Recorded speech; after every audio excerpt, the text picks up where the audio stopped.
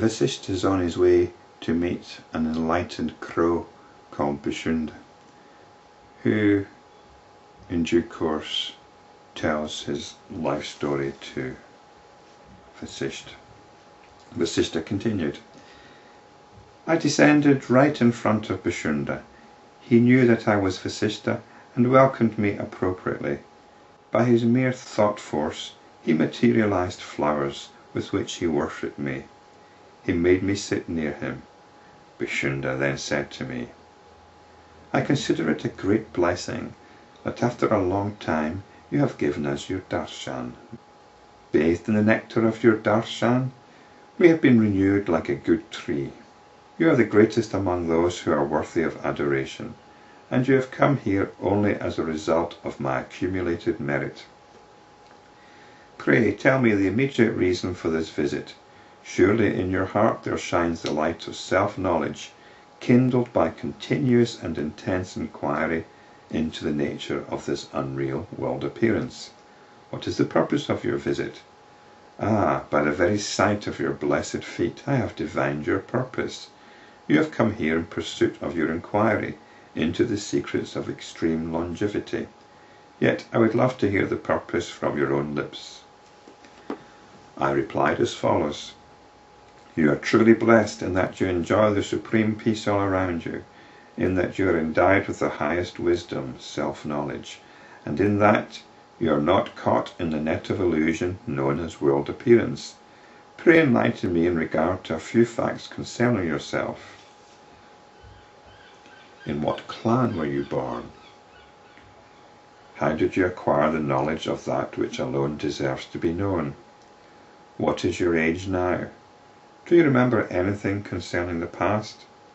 Who is it that ordained that you shall be long-lived and that you shall live on this tree?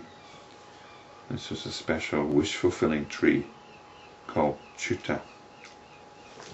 Bhushunda replied, Since you ask these questions concerning me, O sage, I shall duly answer them. Pray listen attentively. The story I am about to narrate is so inspiring that it will destroy the sins of those who relate it and those who listen to it. Having said this, O Ram, Bhushunda began the following narration. His words were grave and polite. They had power, for he had risen beyond all desires and the pursuit of pleasure. His heart was pure, for it had reached its own fulfillment.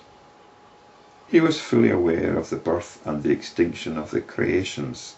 His words were sweet. He had the dignity of the Creator Brahma himself. His words were like nectar, and he commenced his discourse, which follows. Bhushunda said, In this universe there is a great divinity known as Hara, who is a god of gods, and who is adored by all the gods in heaven.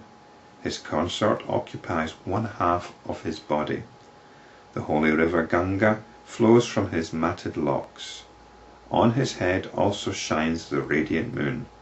A deadly cobra encircles his neck, apparently deprived of its poison by the nectar that flows from the moon. His sole adornment is the sacred ash, which is smeared all over his body. He dwells in cemeteries or cremation grounds. He wears a garland of skulls. His amulets and bracelets are snakes. By a mere glance he destroys the demons. He is devoted to the welfare of the entire universe. Hills and mountains, which seem to be forever immersed in meditation, are the symbols which represent him.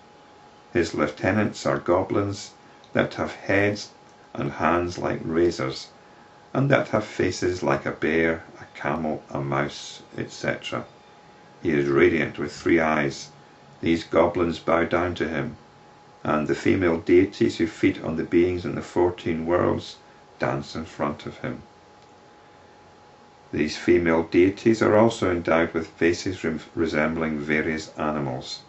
They dwell in the peaks of mountains and space, in different worlds, in crematoriums, and in the bodies of embodied ones.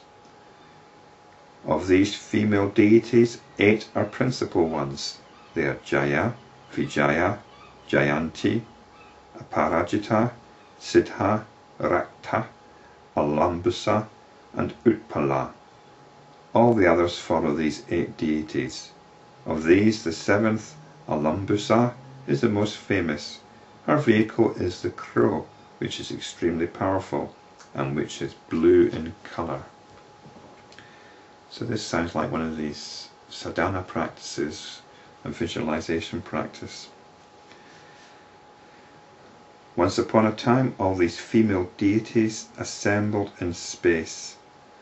They duly worshipped the divinity known as Tumburu, which is one of the aspects of Rudra, and engaged themselves in a left-handed ritual which reveals the supreme truth. So this is Tantra we're talking about. They adored Tumburu and also the deity known as Bhairava, and began to perform various rites intoxicated as they were by wine. Soon they began to discuss an important question. How is it that the Lord of Uma, Hara, treats us contemptuously? They made up their mind thus: we shall demonstrate our prowess in such a way that he does not do so hereafter. So obviously these female deities were feeling somewhat ignored, and they wanted some attention. They overwhelmed Uma by their magic powers and separated her from her lord Hara.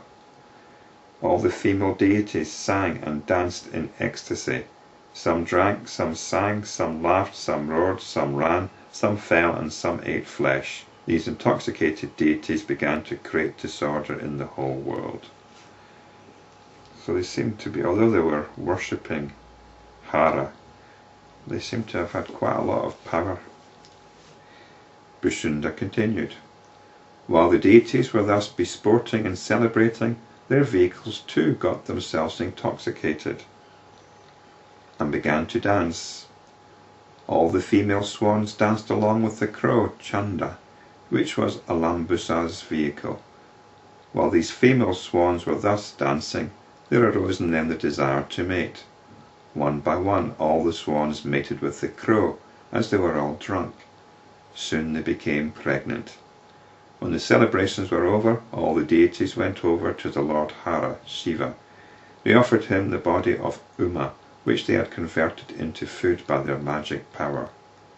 The Lord knew the truth and was annoyed with the deities, and they recreated Uma as she was before and offered her to the Lord, who regained his consort. All the deities returned to their respective abodes. The swans, which were the vehicles of Brahmi, informed her of everything that happened.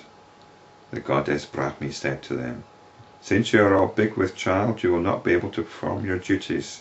Hence for some time go where you please." Having said this, the goddess sat in deep contemplation. The swans laid 21 eggs at the proper time, and they were soon hatched. Thus 21 of us were born in the family of Canda the crow. Along with our mothers, we adored the goddess Brahmi. By her grace we attained self-knowledge and liberation. We then approached our father, who fondly embraced us all. All of us then worshipped the goddess Alambusa. Canda said, "Children, have you gone beyond the dragnet known as the world appearance, after having cut the shackles of vasana or mental conditioning? Or else, come let us adore the goddess by whose grace you will attain the highest wisdom."